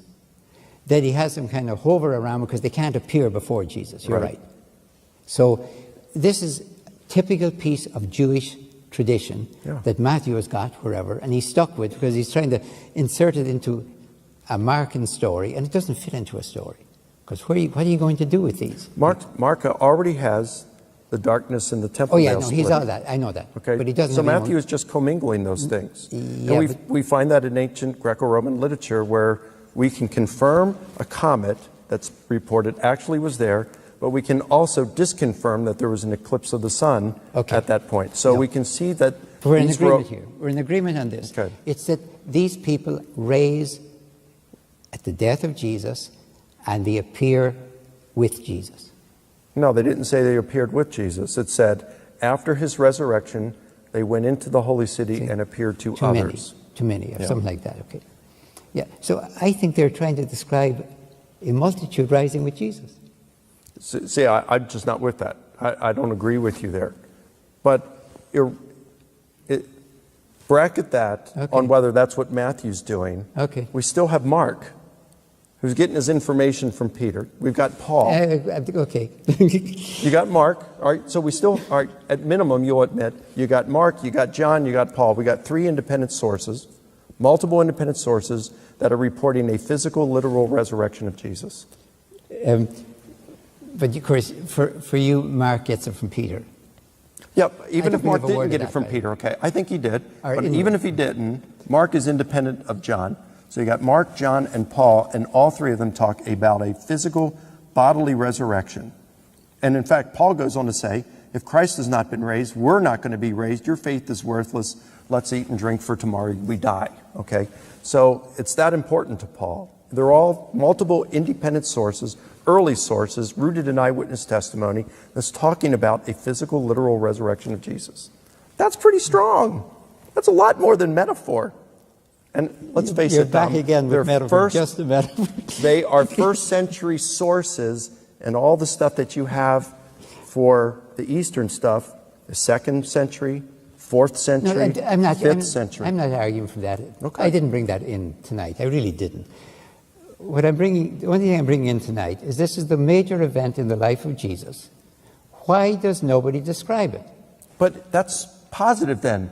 Because if no one was there and they're not describing, like the Gospel of Peter describes it in his very fanciful way with the giant Jesus and a walking, talking cross. We don't have that in the Gospels. There were no eyewitnesses to the actual event, except perhaps the guards in Matthew.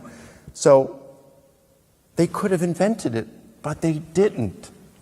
So I think that that could easily show that because they didn't invent it, but they still talk about the empty tomb, and they talk about the post-resurrection appearances, that they didn't invent it, I think works in, if anything, to the authenticity of the accounts. I don't see that the most important event in the life of Jesus, if they have a nice, clear, literal view, like most of us do have, because we've been watching art for the Western art shows Jesus there, he's rising up. It looks quite literal to me. If I leave everything out and I just look at those images, that's what most people are imagining. If they ask, Jesus comes out of the tomb and there's maybe a flash of light or whatever, and he ascends. It's not that hard to describe it. But that's not, I think, what they're talking about. They're talking about a metaphor for the resurrection of the human race. And I don't know how on earth you can, well, I shouldn't say I don't know how, because they'd have Adam and Eve representing the human race.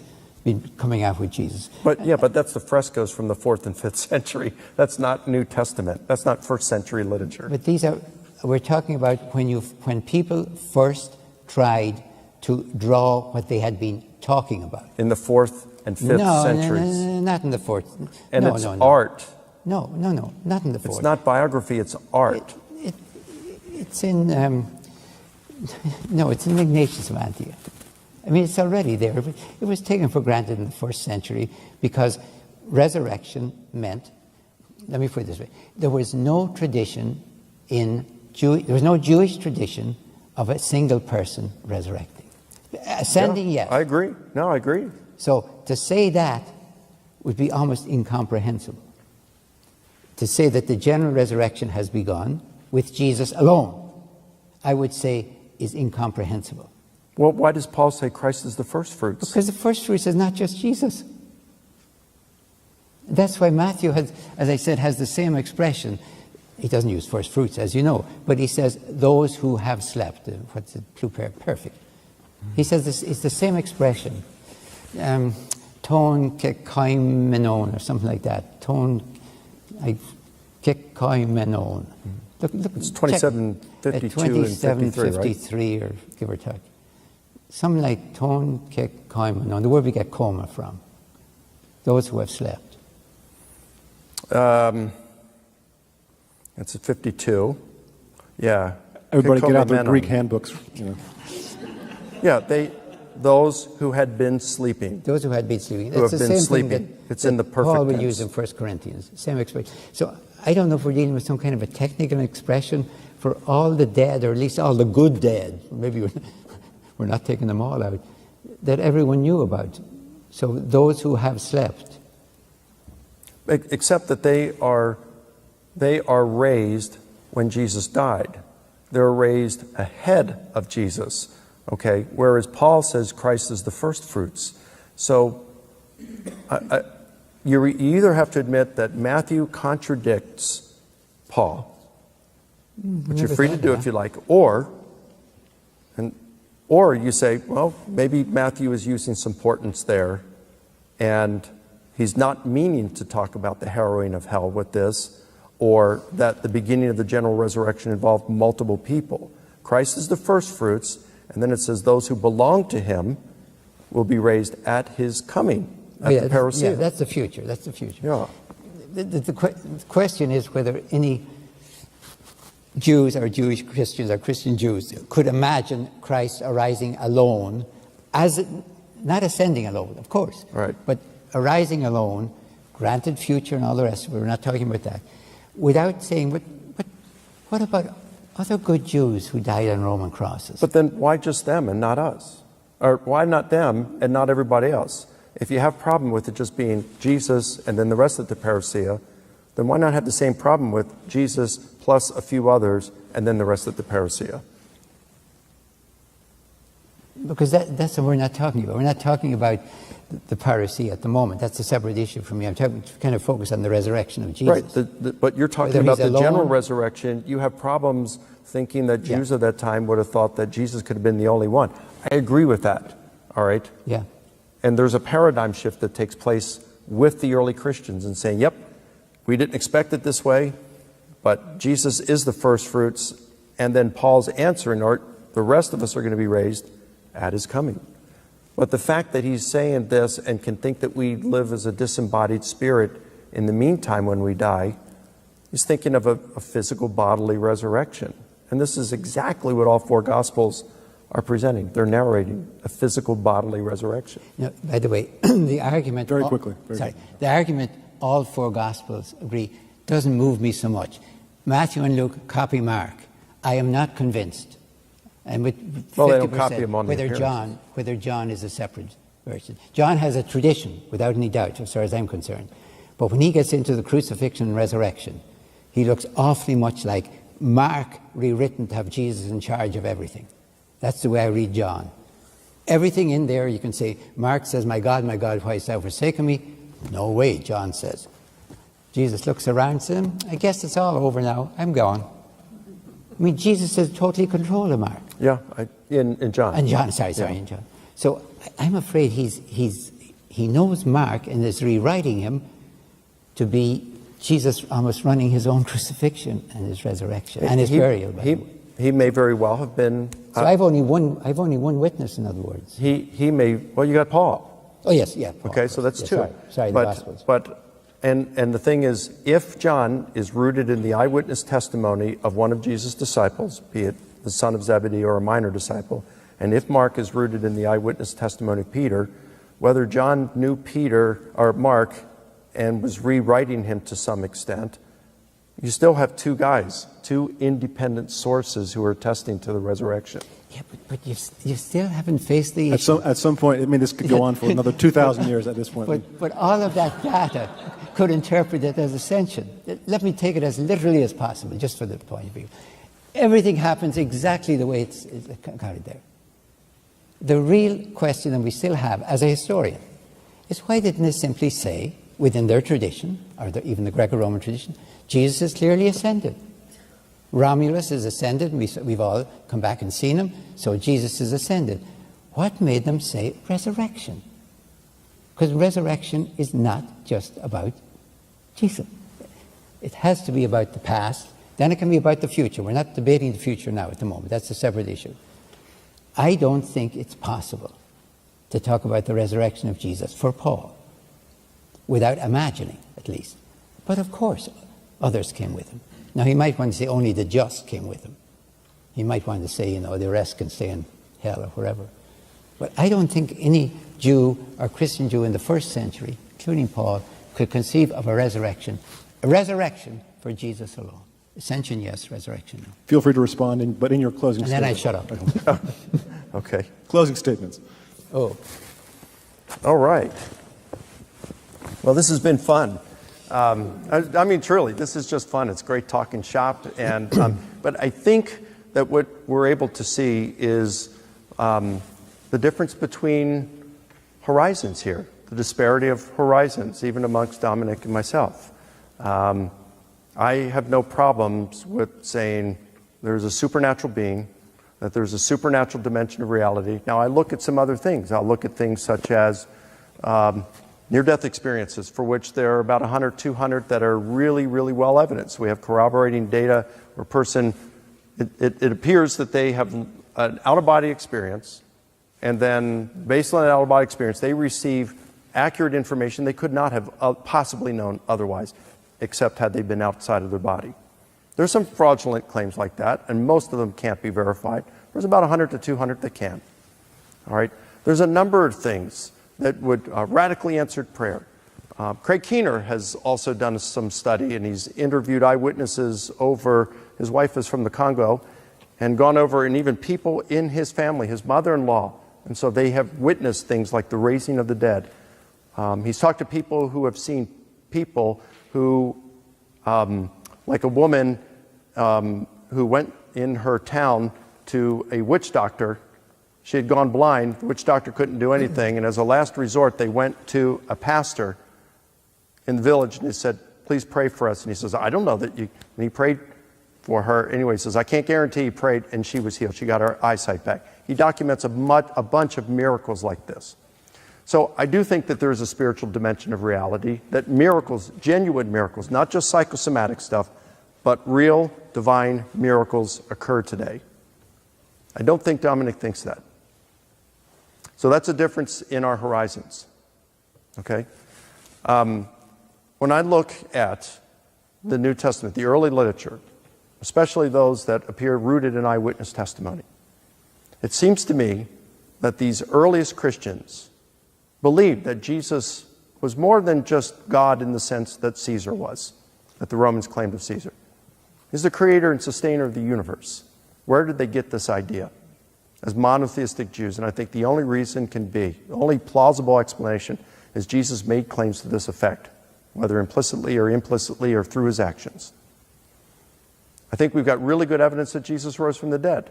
The earliest Christians, the earliest literature we have, all talk about a physically, literally resurrected Jesus. And the Apostle Paul, who knew the Jerusalem apostles, that we can verify that they certified that his gospel message was the same thing they were preaching. That doesn't mean they verified everything he said was the same thing or that there was no disagreements. But the gospel message, that basic message about Jesus, the kingdom, and what he preached, that he was in agreement with them. Certainly that included who he was and about his resurrection. So if Paul is preaching a literal bodily resurrection, that's what the Jerusalem apostles were preaching as well. And Paul said if Christ was not raised, we're not going to be raised. And Paul didn't mean just metaphor with Jesus, because if he meant that with Jesus, then he meant that with us as well. And I want to think that my afterlife is more than just a metaphor that will exist in the minds of my loved ones who survived me. That's not what Paul was talking about. He said, if the dead aren't raised, let's eat and drink, for tomorrow we die. He meant it, and they staked their lives, and many of them died for it, because they truly believed that Jesus rose from the dead. And this is what skeptics, how they interpreted the Christians, and the Christians responded to those skeptics by defending the bodily, historical resurrection of Jesus. This is what we look at with historical Jesus research. We apply these principles. Now, I applaud Dominic for looking at the practical applications and the theology behind a metaphor. But for me, if Christ has not been raised, the metaphor might be nice, but that's not going to cause me to follow Christ. If it comes to a point where I have to give up my life or face possible imprisonment, torture, and execution, I don't care about the metaphor any longer. The only thing that's going to sustain me during that time is my confidence that Christianity is true, because Jesus rose from the dead, and because he lives, I will live too. Thanks.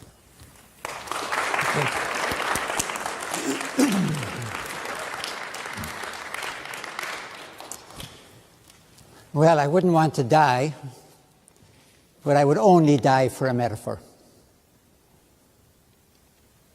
If all I'm talking about is that Jesus rose literally from the dead, good for Jesus. People die for metaphors.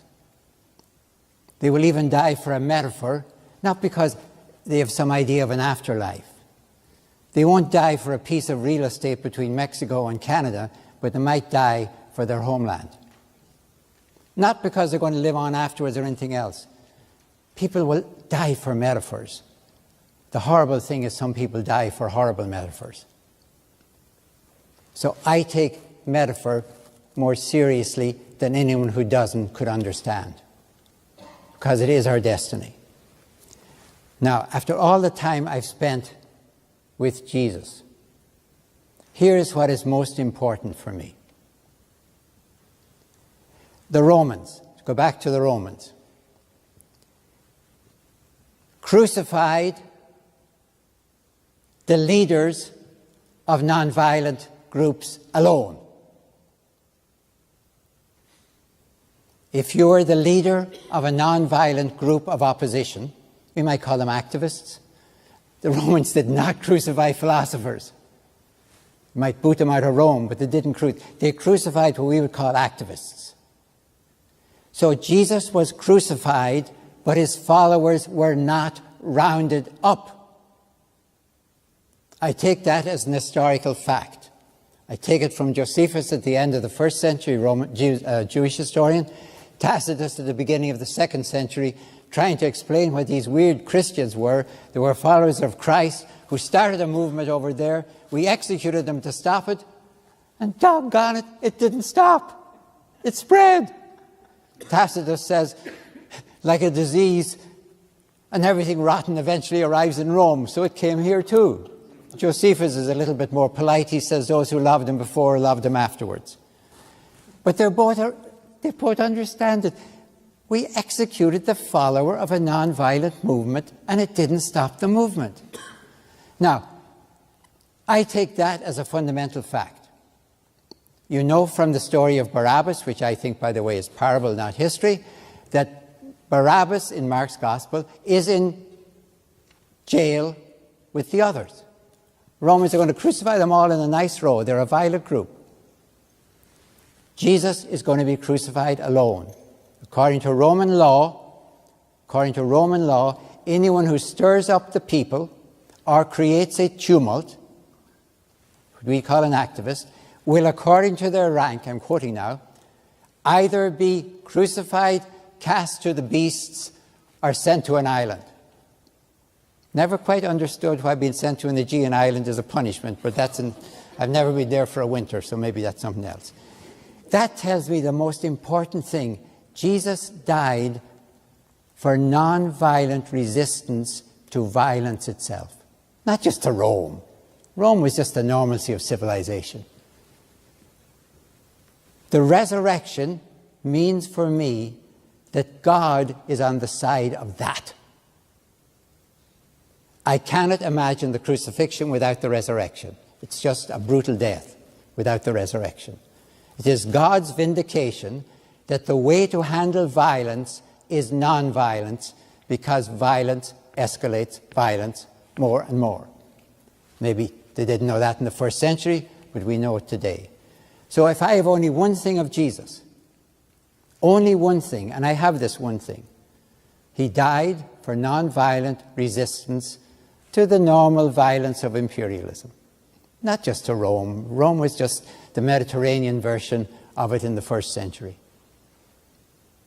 I think that is, for me, an evolutionary challenge. How will we, granted the escalatory violence that is the normalcy of civilization, if you don't know what I'm talking about that it took, I think, 63 years to get from the Wright Flyer, you know, the Kitty Hawk, North Carolina, to the stealth bomber. We are really good at violence. So what is going to stop us destroying ourselves except nonviolence? That is the challenge of Jesus, and it's vindicated by the resurrection. It is for me a metaphor for the future of our species if we have a future. That is why it is so vital. Thank you.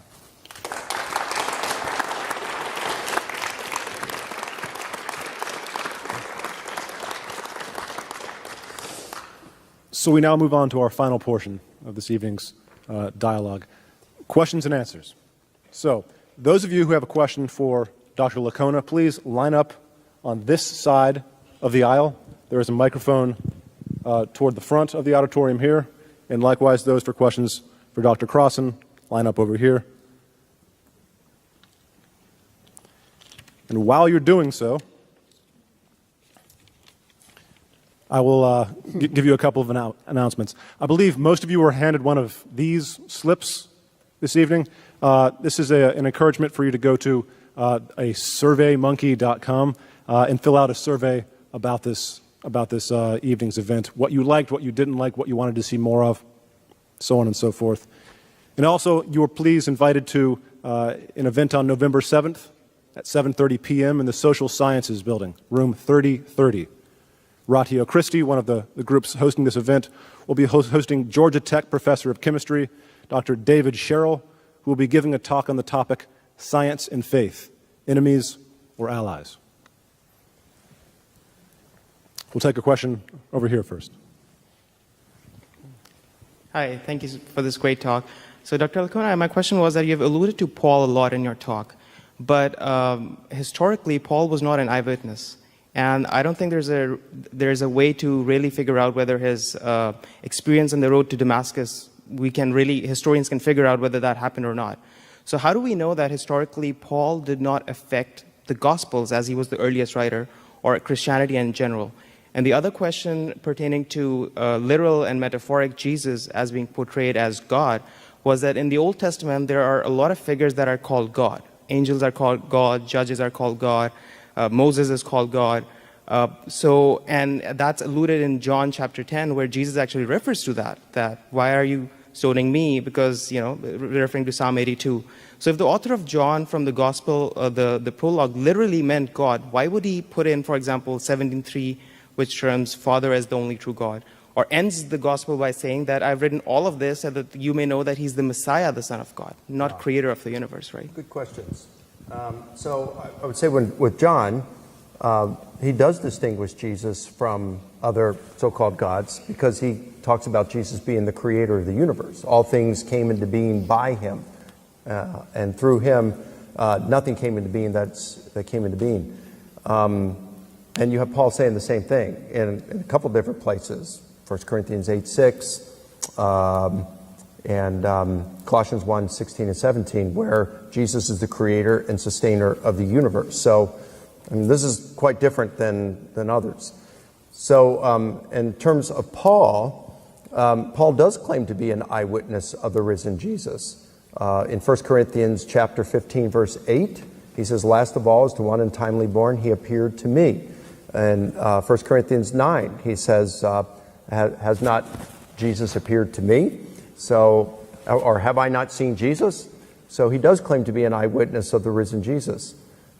He may, we don't know, but he may have seen Jesus preach during his lifetime. I mean, every time you turn around the Gospels, Jesus is up in Jerusalem at a festival, Passover, whatever. Paul would have been there as well. Who knows? Paul was a Pharisee coming up through the ranks. He may very well have been at the trial of Jesus. We don't know. But he certainly claims to be an eyewitness of the risen Jesus. In Galatians chapter 1, he says that 3 years after his conversion, he went up to Jerusalem and he met with Peter for 15 days.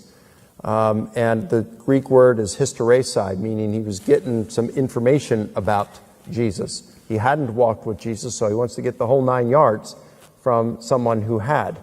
You know, hey, Paul, I heard he walked on water. Or Peter, he walked on water. Did he really do that? What was it like? Were you walking on water too at some point? And how did you feel? Or what did he say to you when you were at the campfire after talking to the crowds all day? So, and then he goes back up 14 years later and runs the gospel message past them to verify that he's saying the same thing that they're saying. So this is before any of the Gospels are written.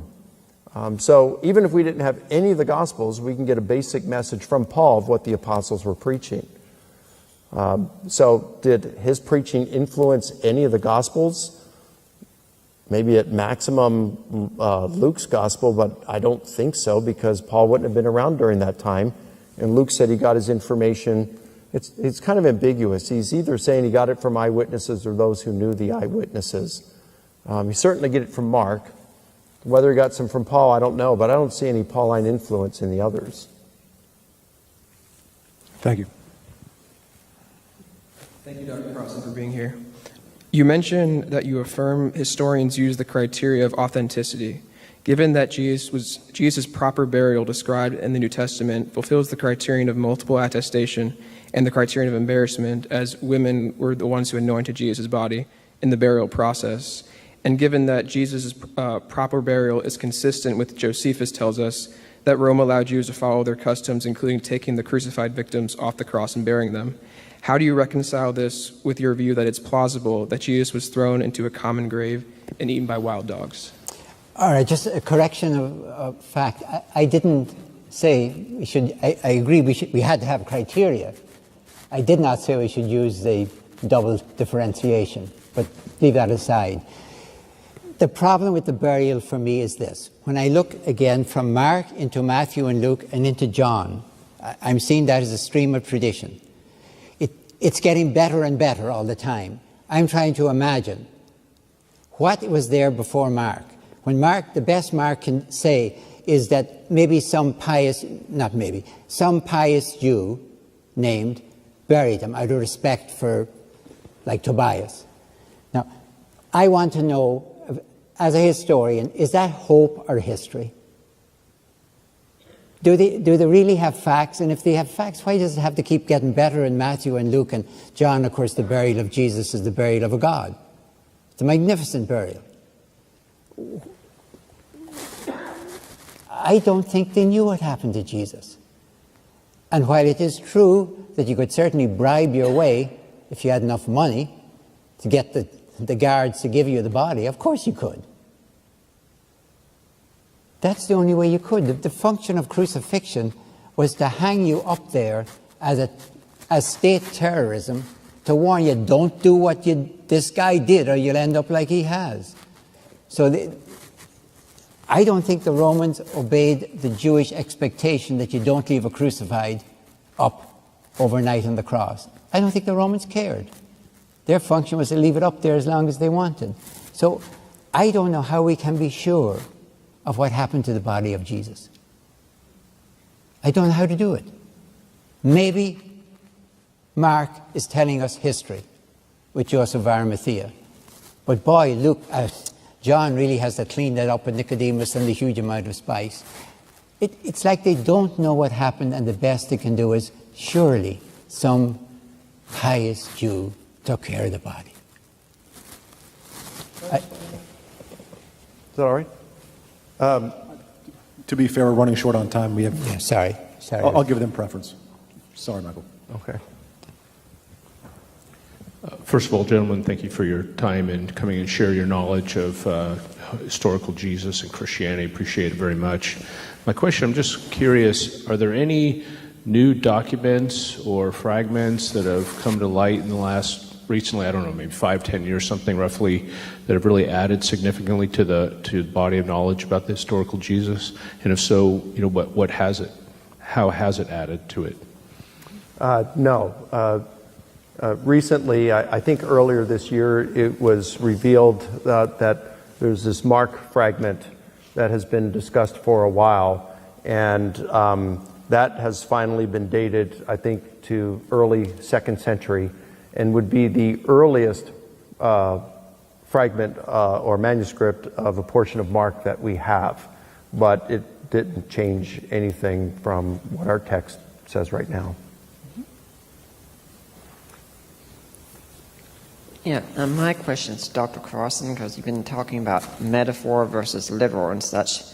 My wife and I have been married for 8 years, and we do have a great love for one another, but we also know our time here is always limited. And when we see a literal resurrection of Jesus, and he says, because I live, you shall live also, and live forever, eternal, that brings us a lot of great joy. That's the difference it makes. What can a metaphorical resurrection do for us that would be even close to what a literal one is? Because the metaphor is for the future of the human race. So what you've just said, that really the importance of the resurrection for Jesus is that you're going to get one too. I don't expect that. I accept that I will not have that. But the metaphor is about the salvation, redemption of the human race, whether we are going to destroy ourselves, or whether, as I said, nonviolent resistance is the only mode of countering violence that will redeem the human species. Now, if you're convinced, of course, there's a heaven and a hell in the future and God's going to fix it all up no matter what we do, that's different. I think we are responsible for our own future.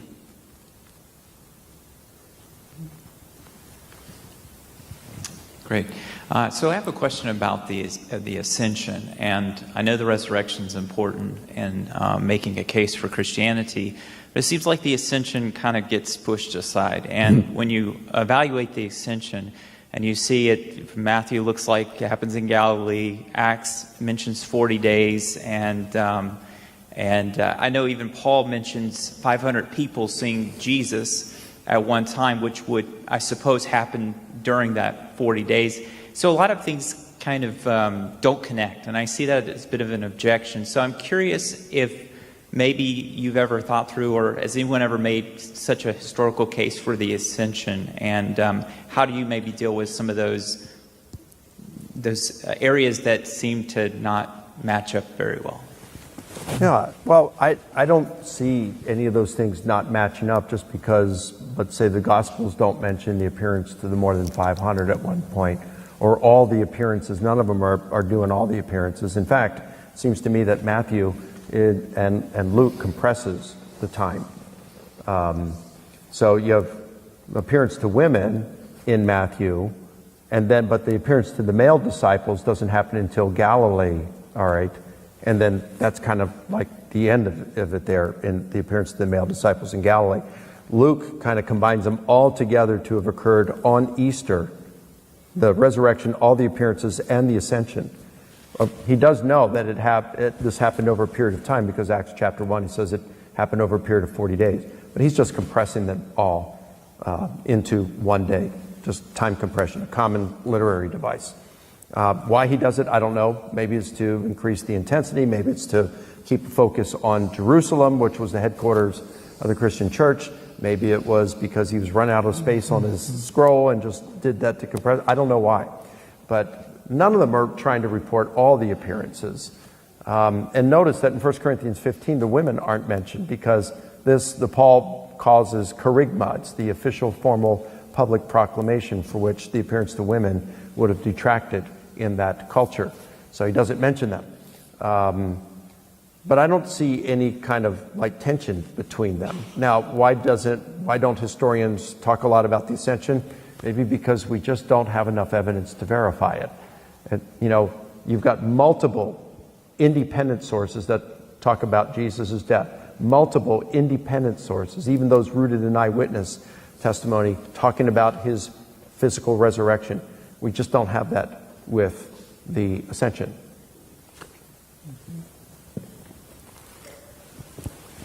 A couple more brief ones. Okay. This is a question for Dr. Crossan. Well, I see and respect your viewpoint about the metaphor about the bodily resurrection, right? But I don't see if you're a first century Roman peasant or farmer or whatever, and Paul comes to you and says, Christ is risen or Jesus is risen, but it's only a metaphor. Don't worry about it. I don't think it'd be a compelling enough reason. You have a metaphor versus, Caesar is the living God or whatever, right? So there are a lot of nice metaphors. There's nice metaphors in Star Wars or, the Chronicles of Narnia or whatever. But if you have a real thing versus a metaphor, the real thing always wins out. And I don't see how a first century person could believe a metaphor over the real risen bodily resurrection, All right, please understand the language again. You notice how you slip from metaphor to real. Please understand, I'm saying the most real thing in the world is a metaphor.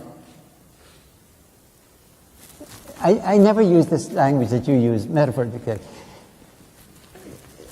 Let me take your question. A good first century debate. Paul is talking to an open-minded person who hasn't any of the hang-ups that I might have after the Enlightenment. He's telling them about Jesus, as literal as you want. Jesus is with God. You might say the God. A good open-minded Roman would say, but Augustus is already among the gods, and he is taking care of the Roman Empire. Why do we need another one? There's only one empire, or one world, they would say. Paul would say, this is how it works. What is Augustus doing for you? If he's talking to a high aristocrat in the Senate, he's not talking to him because he's not listening to him. The peasant, if you will, or the poor artisan, more likely in the herbs, is going to say, I guess he's keeping peace around, he's keeping the Celts out of the streets, and that's good. But he hasn't done much for me. I'm still working as hard as I've ever worked. So tell me about your guy. He's up in heaven, right? So he's influential. Tell me what he might do for me. That is a first century question. A first century response is not, I don't believe people go up to heaven. I don't believe in the resurrection. No, that's all us. First century is, what's he going to do for us?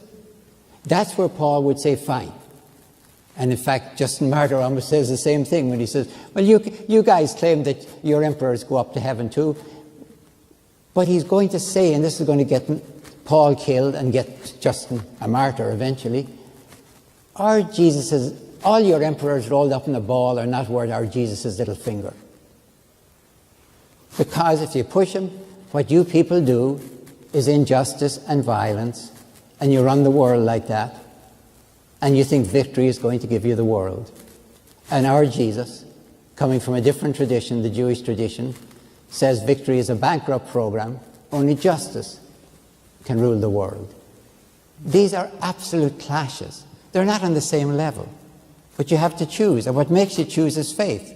Roman faith goes with Caesar. Christian faith goes with Jesus.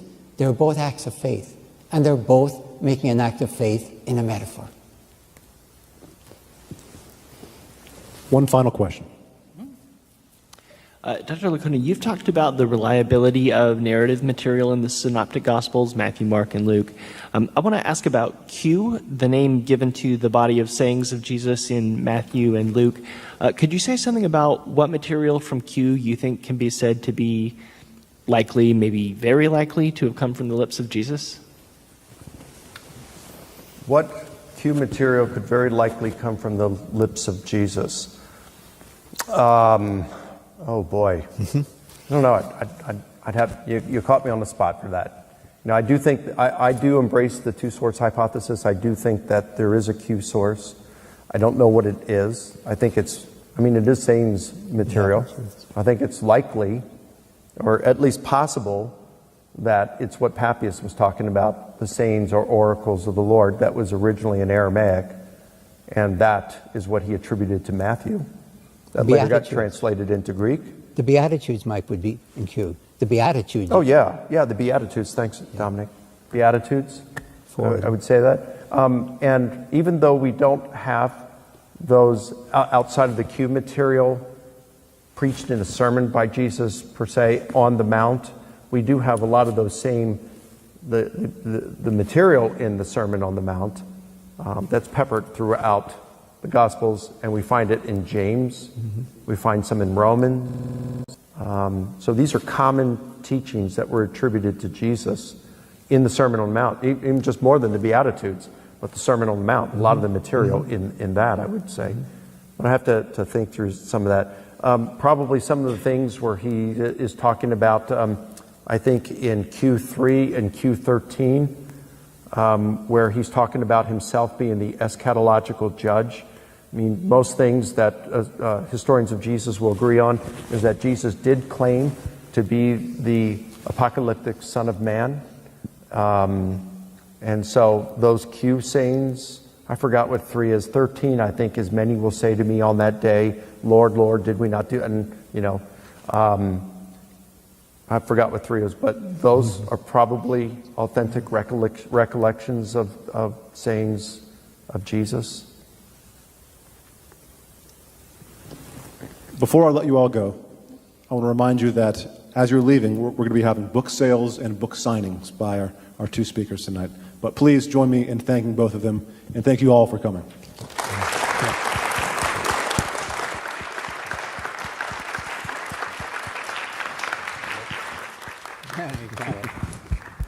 Thank you. That was fun.